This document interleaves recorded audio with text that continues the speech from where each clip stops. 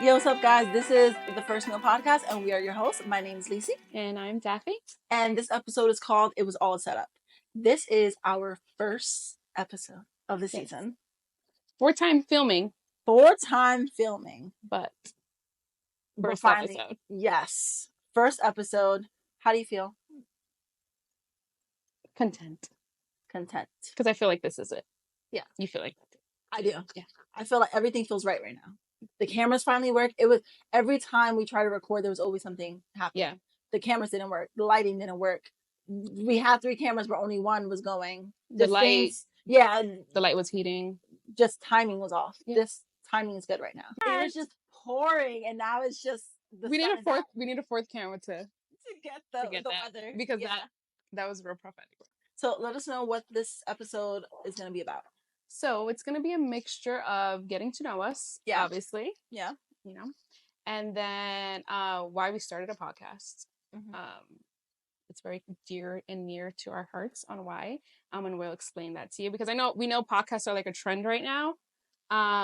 But no, it's the eye roll when you say it was unintentional. You know that quote? Like I think I'm sure you know that we just spoke about it. My face speaks. Oh yeah, my yeah. mouth doesn't. For sure. I'm all about we love the trending podcast thing. We've had this idea for a long time, and it's our fault that we didn't. And life happened. We had children and all that other stuff that we'll get into. But so we're gonna give you behind the scenes on why we started a podcast, a little bit about us, and we'll just flow through there. Yeah. And before we get into it, I just want to shout out to the little charcuterie boards we have here. We did pick at them. We did. A few people picked at them. Producers. No, so every time we do our episode, we're gonna ask you guys what we should eat in the episode. Yeah. This is the First Meal Podcast. A major, I guess, theme that we have is when people break bread, they're sharing, there's community, just coming together and enjoying each other's company. Yeah. So today is charcuterie. That's so neat. Okay. I'm in my mid-20s. Prime. I'm in the prime of my mid-20s. And behind the scenes is I grew up in church, the Pentecost faith. Literally my mom, I always say her prayers, just like your grandmother's prayers, got us where we are right now. Yeah. And she's really the one who led me, who showed me through prayer things happen, who showed me to be faithful no matter what was happening. And when I was growing up, what was happening was a lot, but we were always looking to God for it. So shout out Mama. Yeah. Mamacita. Yeah. Is what we call her. Mamacita and Anita. Yeah. Aww. So we grew up in church, and I would say that even when I grew up in church, I really saw God as mostly, how can I not go to hell type of God? It wasn't I want to be closer to you. It was like, please don't cast me to the pits of hell. Yeah. Yeah. And all that changed though when I was 19. And I just realized, although there was this like umbrella of doctrine and we have to do this, it was like all that really didn't matter because I was already free in him. And that's when I felt free. Like that day I was it was 6:00 in the morning and I'm jumping up and down like, Mom, I'm free.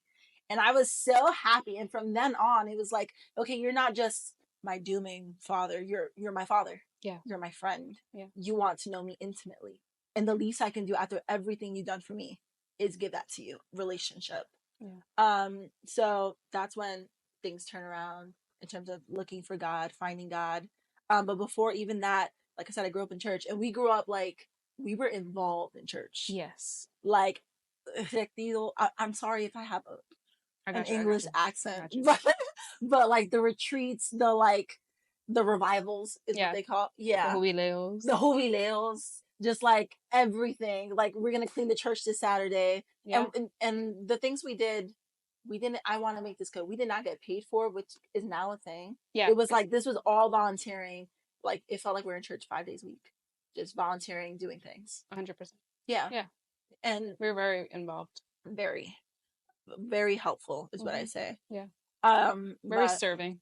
Very serving. Yeah. I like that one better. Yeah. So growing up, I was involved obviously in the Jóvenes, which is like the people who are not married, right? Like But the they're in youth, high yeah. school. Yeah. Like, So yeah, the youth, the youthful. youth. So we were involved with the Holiness at one point being like the vice president, the treasurer, the Yeah. secretary. Which in a lot of churches is like the youth pastor and the, assistant. Because every like church Yeah. has like different So I guess our titles. position, like the last position I think I held in like the Pentecost church was vice president. So that would be like the co-youth pastor. Yeah. Yeah. So that, and like I said, it was a responsibility. Yes. It was responsibility, and I learned a lot from it. And I know God in general, I think wants both of us in some capacity talking to the youth. 100%. Yeah. But it was great. And what that led me to when I did leave the church I grew up in, it made me realize like, okay, just because I left this church doesn't mean that calling stops. Yeah. And that took a lot of work to like get to the gist of as well. Yeah. But went on to just continue as we always did too. And the worship team. Yeah. Yeah, which is always fun. Bruh. Why did that always like why was that always it? I don't know. And we didn't like, to be honest, guys, we'll just say it to say it. It's not like we wanted to do that. It just always like worked out that way. It's just the gift. Yeah, I don't know. Realization that just because the gift is there doesn't mean. Yeah. Like one thing you always tell me, like sometimes like you have to do things that you're good at. Mm-hmm. Even if you don't, even if it's not a passion, but if you're good at it, like yeah, sometimes God puts you in that. Yeah.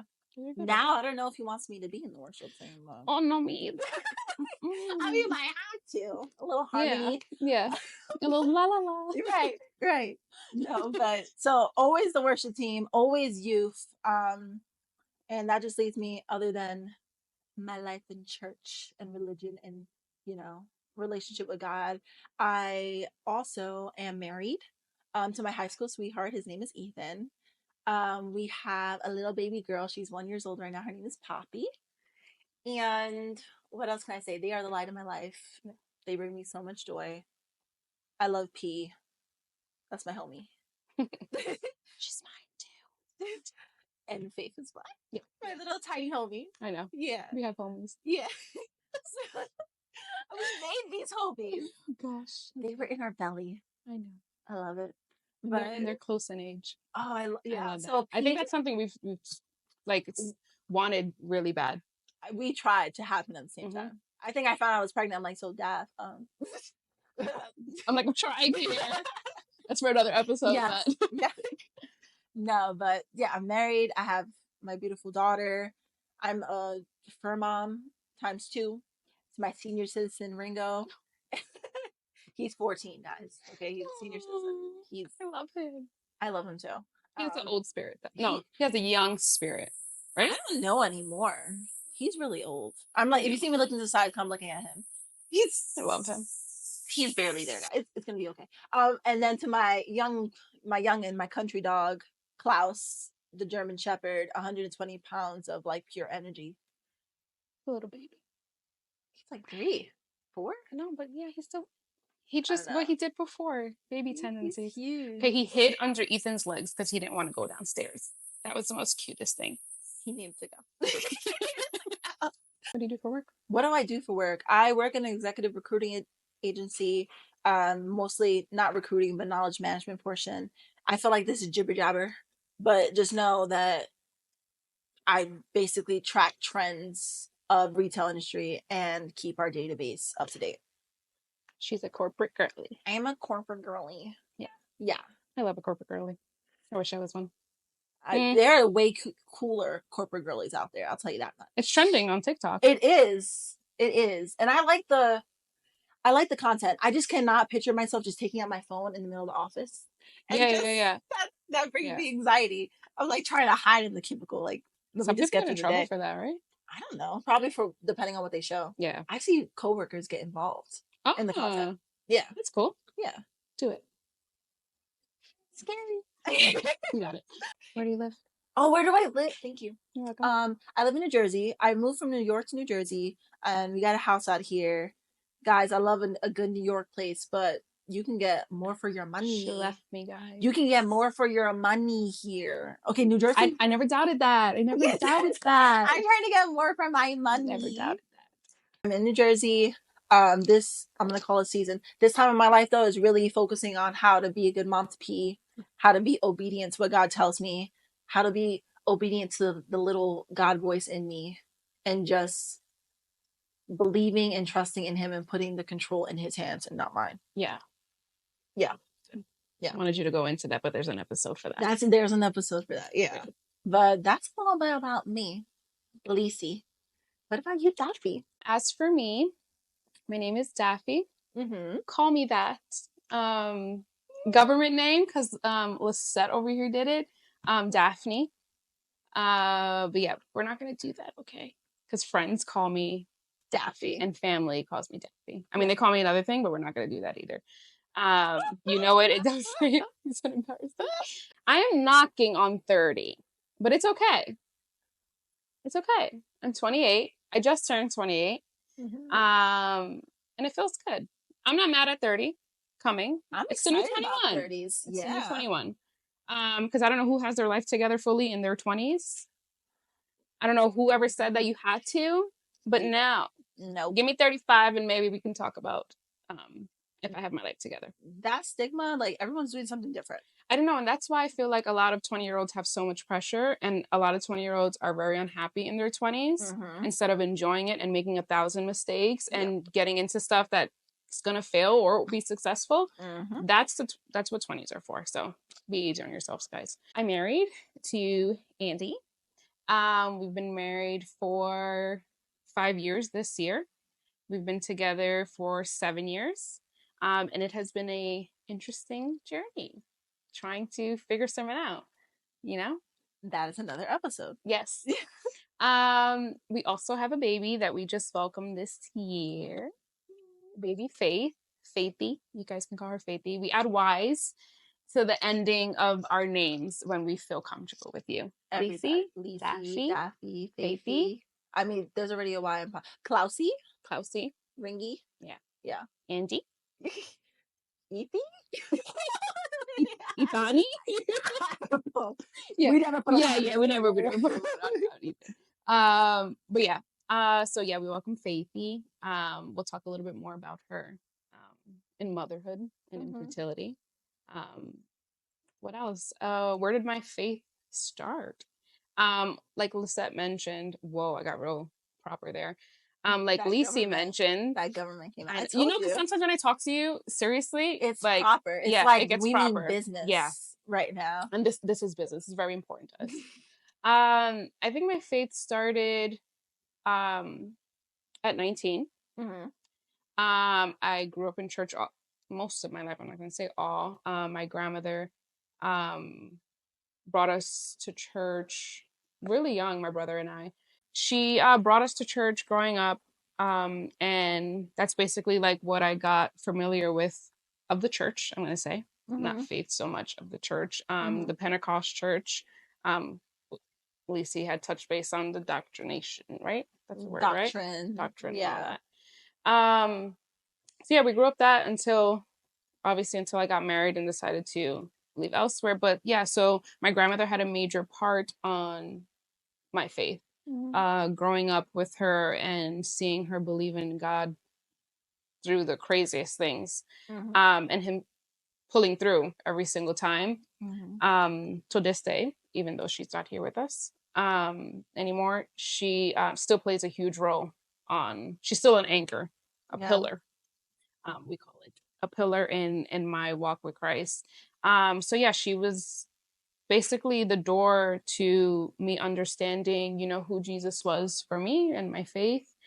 I took that seriously though when I was 19 years old. And what I mean by seriously is basically, I learned who God was for me and not what people told me he was, or like you touched base on the fear of him, or, of this. Tap more into like, not the fear-based side, but just like the genuine relationship-oriented, like father Yeah. side. Yeah. Yeah. He's not scary, guys. It's not. And I feel like a lot of people have that image of God. That's in another episode as well. But yeah, so I was learning who Christ was for me. And that happened when the opportunity of a position at the church had opened up, which was working with youth. Lisette and I worked hand in hand. Just to go with titles, it was basically called president, quote unquote, youth pastor of the youth that were there. Which we did that for about 3-4 years. I feel like we were active like before that, but like in position, about 3-ish. Not like a vocal position, yeah, like position. yeah, position, like leading, these youth, in their walk with Christ. When that opportunity came up for me is when, I felt like a passion had sparked, and I did not want to lead people incorrectly. So I knew that I had to grab onto God and figure out like who he was for me in order to tell people and preach that. So and I told her, I was like, I'm not doing this without you. And I'm glad in that moment she also took the opportunity with me and we were able to walk in that together. Which basically which is another episode of basically why we feel like we're soulmates. Yeah. And that's healthy to feel like that as friends. I know it's trending now. I'm glad it is because it's a real thing. And I posted something recently. Yeah. And we've been using that language since a long time. I remember sitting down, I think it was in Applebee's in Times Square. Yeah. Yeah. And I'm like, literally, who goes to Applebee's and cries? I don't know. We've had a lot of, just sentimental. And I'm just telling Daphne, I'm like, I really feel connected to you. Like, I've never felt this way in a friendship. Yeah. I love you. I love you too. You want to hold my hand the whole time? That'd be weird, right? No. Okay. So we took that role on together and it was beautiful. It was beautiful. It was interesting. It was, and when I say interesting, I don't mean that in a bad way. It just was a season that really taught us a lot. We grew. Yeah. We grew with people. Yep. We gained people, for the kingdom on the pathway. And it was just a beautiful thing. And I think that sparks something till this day that we have for the young generation. And when we say young, we're talking about people like our age too. Yeah. Because we're still considered young. Even though I'm not even 30. But yeah, so that's when my faith really sparked, is when I really started to have a relationship with God where I really felt for myself that it was reciprocated, and I started to really learn that it was relationship and it wasn't about anything else. Because sometimes growing up in the Pentecost church, sometimes it's more of a scary walk than it is a relational. And I want to say too, not even just scary. It feels more, and no shade, like performative. Like you're performing within the culture of the church rather than an actual walk with God. Yeah. So it was more like, how can we say this? It was more like you gotta give in order to get something back. And that is not who God is. No shade, like you said. Literally none. It just took us to really have our own relationship with God to really get that and really get, his heart. And that's in anybody's walk, basically learning who God is for you and, not from what people have told you he is. Fast forward to getting married, I had already knew that I wanted to transition out of my home church of where I grew up in. I just knew that God was, for a while, telling me that my timing there was up. And yeah, so we actually both had left to a church called Christ Tabernacle, now Saints Church. And God was calling us there for a season, and it was beautiful. We grew a lot. We had met amazing people that we still talk to today. Amazing mentors. Still inspired by to this day. Yeah. A community that's welcoming and loving, and they really taught us a lot. They really taught us that there's more to God. One major thing that I learned there, it would change my life forever, is joyful worship. Like that changed. I mean, do you understand? Yeah. This joy period, like joy in community. Christianity, community, Christianity. Yeah. Like I had so much fun. I've never had that much fun worshiping. Yeah. It's different. Yeah. It's different. And when we say different, when you're growing up as church kids, if you don't branch out and be in community with other believers that don't just attend your home, you really miss an opportunity, like to fellowship. You really miss an opportunity to understand, how Jesus works, how he's working in other people's lives, that there's more to just the stigma of what worship should be in a particular church, or what greeting should be, what hosting should be. It just goes so deep. That season that we were there, literally life-changing. life-changing, and it set a standard for us. So we transitioned there. Great. We did, like 4 years there.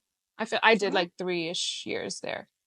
I'm not even sure. Maybe 2 for me. Yeah. It was pretty close. Because once I went to New Jersey, I was like, okay, this is far. Yeah. Can't. It was far. Fast forward, after that, the Lord was calling Andy and I to a church in Massachusetts. And every Sunday we would drive the 3 hours there. And when I say the Lord told us, I mean the Lord told us. Because 3 hours. Yes. No regrets. It had to be done. It was our boot camp, and we appreciate the pastors there that have literally grabbed onto us in a tough season, because we were in a really tough season at that time. And it was literally boot camp for us. There's no other word for me to say it. It was boot camp for us and our growth. And you visited a couple of times, and I feel like every time you went, God literally spoke to you. That house is like a prophetic house, and we love them. We're grateful. And I say I'm talking like past tense because we are not there anymore. We are where we are today, which is Revive City Church, where my husband pastors and I assist him in co-pastoring a house that was built a little over a year ago, which was an interesting season. I'm going to be saying interesting a lot, which was another thing that God was telling us to do. Did not make any sense. Still to this day, I'll be honest, doesn't make much sense, but we're walking. We're walking in it. It makes sense, and some days it doesn't, is what I mean. And we're walking in it. So that's where we are. I'm going to mention Lisette, because Lisette was a pillar. And I say was because she's not with us. Because for the people who do not know, can you explain what a pillar is? Yes. So a pillar basically, a pillar can mean a lot of things. But when I say Lisette's a pillar, when I say my grandmother's a pillar, it means that for me, I'm going to talk from my point of view. It means that they're a pillar on why something started and why something is maintained. And I feel like, I'm going to speak you because I mentioned you're a pillar. Revive City Church was started with Lisette. I'll still call her a pillar because if we need her, she's there. Yep. And that's something with divine connection, kingdom friendships, soulmates. When people leave churches, it should never be like turmoil or a negative statement. You can still be a pillar. It could still be your home. Just because you're not physically there doesn't mean that your prayers aren't. Right. We can call it, I'm going to say, a spade. We are all one in God's kingdom. Yes. Which we forget, depending on where you come from. And the prayers will always be there. Yeah. And we're always praying for the same thing. And we're always uplifting each other no matter what church we're going to. Yeah. But I'll say even very shortly, from when I left, when I was done helping, is what I'll say. It was like relearning for me, because I was so, I don't want to say traumatized, but kind of traumatized. There was like a pain point of leaving a church. Yeah. And And this is why I said I'm like learning to like listen to the God within me, because he's within all of us. Kind of like I knew it was time to leave, but I was so traumatized to take the step. Why? Touch base a little bit on it. Just because very shortly when I first left my home church, and I expressed like, hey, I feel like God is calling me. He's talking to my heart. I think I said something like that. He's talking to my heart for me to leave. Mm-hmm. And the spiritual leader at the time said that God doesn't talk to you like that. And from then on, I doubted God could talk to me. Yeah. Even though so many fruits and everything that God said was going to happen happened after that point, I was still very cautious about the steps that I took and didn't want to make a move. Yeah. I was very indecisive. I'm like, does he actually talk to me? I don't want to move. I don't want to go anywhere. I'm scared. But like in this season, I'm like, no, I really feel like it's happening. And I'm scared because I don't want to offend anyone. There was no offense. I don't want to make the wrong move. It was the right move. What if like they take it out of nowhere? God already spoke to them about it. Like, it was a relearning, and God's like, hey, I know that happened to you, but that's not how it's supposed to happen. Yeah. And when I say something to you, believe it. Yeah. And act on it. Yeah. I just want to touch a little bit so that people understand. Mm-hmm. So Lisette was with us at Revive City Church and did a transition. Mm-hmm. And I remember you walking into I remember you walking into that room to talk to us. Oh. And I knew that moment was going to heal a part of her, just of how I saw her walk into that room. And like, I remember starting Revive City Church, and Lisette said, I'm always going to stick with you guys. And I feel like that never changed. Mm-hmm. And I feel like when offense gets involved, people can really be like, oh, well, she left.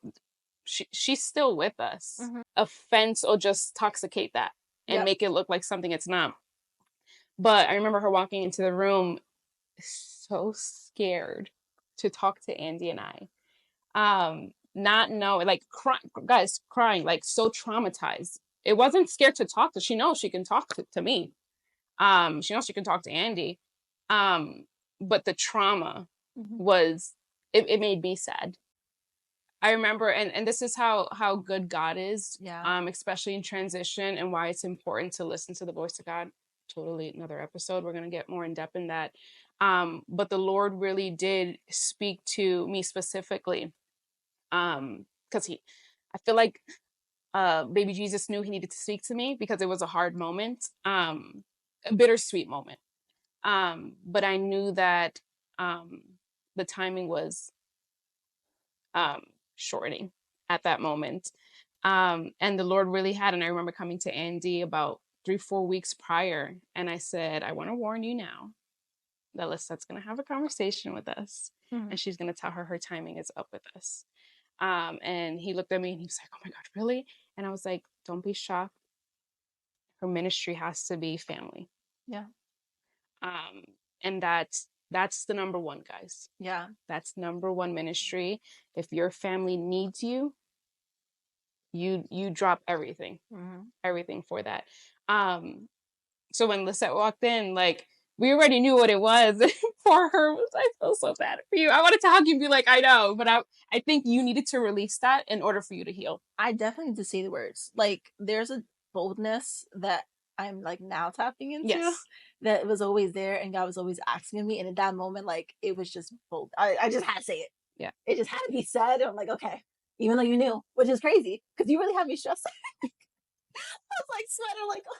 I wanted to hug you and like stop you conversation, but like I said, I think you needed to release that so that you can see a healthy reaction. Yeah. Yeah. And I remember her walking on like, oh, like that wasn't that bad. And I was like, what did you think? Like, we're still here for you. We still pray for you. Like, Lisette knows, like, what you called me the other day. Hey, I need a friend, but I need a pastor right now. Yeah. I need. I'm like, I need the mode to change. Yeah. I need like spiritual guidance. It's right like, now. And that's where I don't get certain things on people's response, thinking that we control people. Another conversation, but yeah, that was a pivotal point. That was a major, like, oh, I guess we'll get to that later. Yeah, we will. Okay. That's not for today. Okay. Let's keep it light. Let's keep it light. Okay. But yeah, I wanted you to speak on that because that I feel like that was a major point in our walk with Christ. Yes. Yeah. Because offense can kill. It can kill. But yeah, so that was just a little taste of like Revive City Church. Like I said, you were major in that. She still is. Like I said, she's a phone call away. So yeah, that's where we currently are. We are in Queens. If you don't have a home church, come visit. I feel like a promoter at that moment. But yeah. If you don't have a place, go to Revive City. Follow us on social media. Like, comment, share, At subscribe. Revive City Church and Live. No, guys, seriously though, if you don't have a home church, we have a lot of fellowship gatherings happening for the summer. Yeah. That we're excited about. So join us. If you have your home church and you just want to hang out, man, we need to get more involved in community. Facts. With other churches and people. You don't have to just stick to your clique. Jesus never wanted that. Prior to my leave, I worked in the field of OBGYN, so babies, women, hands down best medical field. I don't care what anybody says. Peds might have some competition, but there's nothing like I personally love working with women. I think we need more community.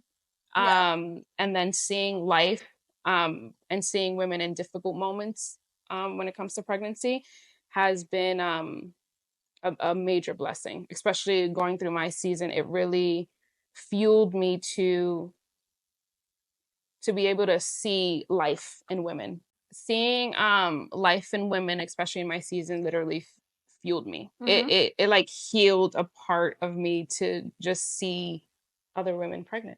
I don't know. It's weird.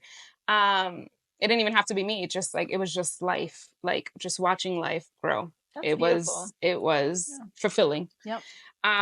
Which is why I say it's the best field, because it's just a very rare field. So that's where I'm at. I love my boss. She's a friend.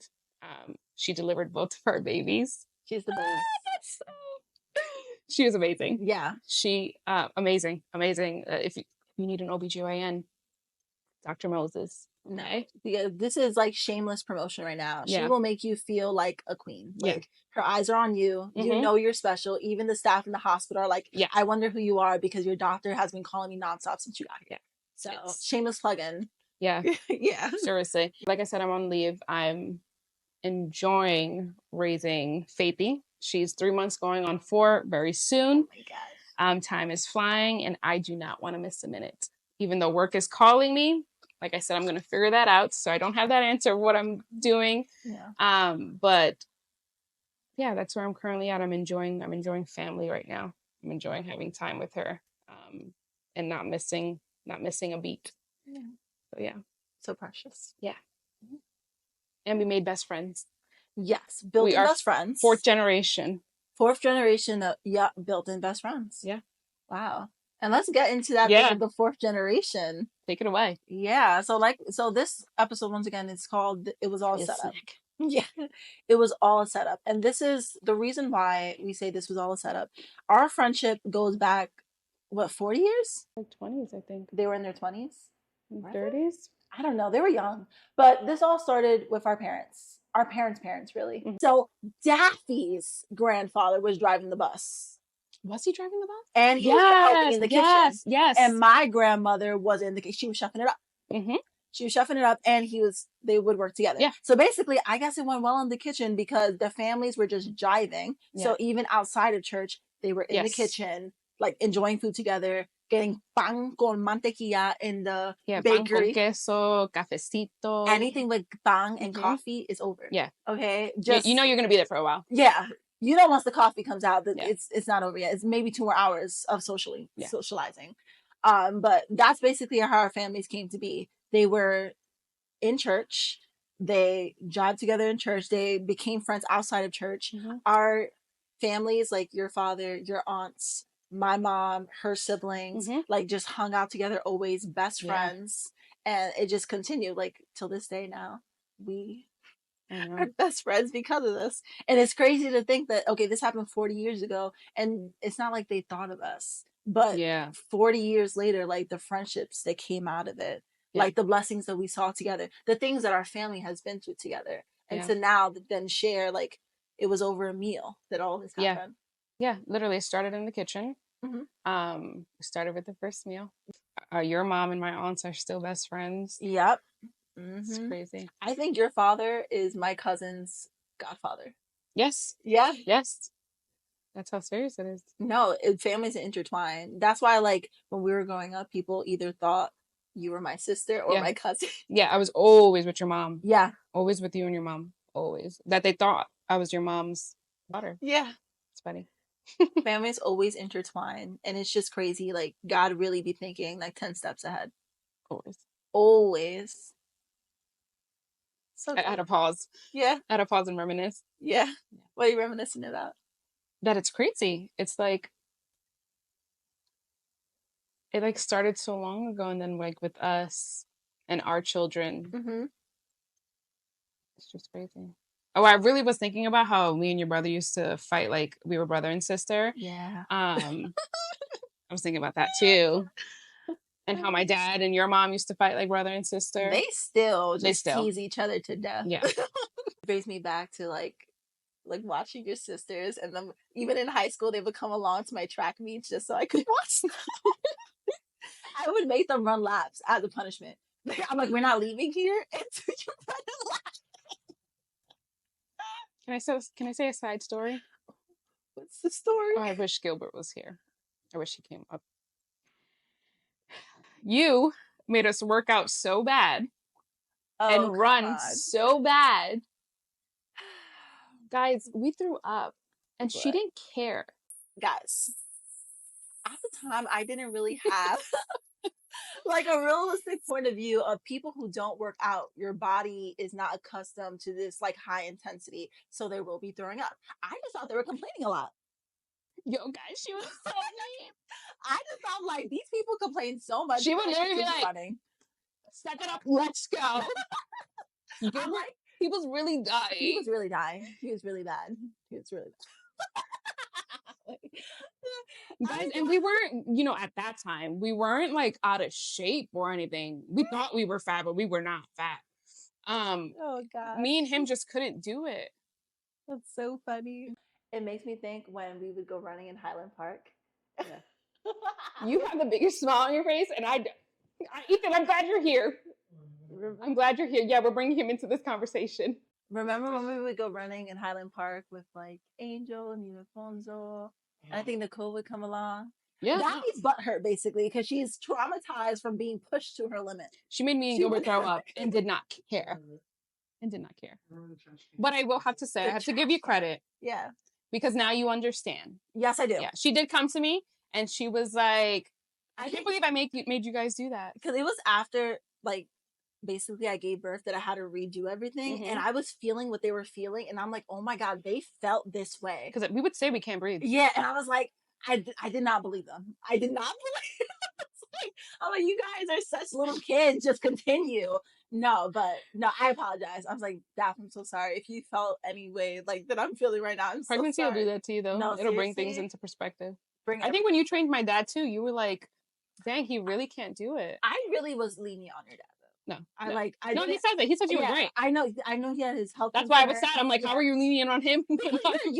You were like, how old were we? I was like 18. So I must have been like 19, 20. No, the point is, I was like, if you're this young, and Daphne played baseball in high school, and she always told me how fast she was and how she had some abs, and I'm like, okay, girl, then keep up. Okay, but in my defense, you guys know, it was softball. You guys know that, like, yeah, you do training and stuff, but we're not track stars. I wasn't. Oh. You were. Okay. Sorry, you were. I will say, though, I'm going to give you a lot of credit. I will say. I'm just busting your chops. I will say, though, when I did work out with you, I was in the best shape ever. 6-pack and everything. 4-pack, 6-pack? It was a 6-pack. It was 6-pack and everything. I was in the best health that I was. Yeah. So, I'll give it to you. Yeah. I died half the time, but I wish I had a knee. Someone to like push me. Like, just make me throw up, That's how I know I did work. That's how I know I did work. I can't be that for you. I'm sorry. Despite all the physical abuse that happened between us.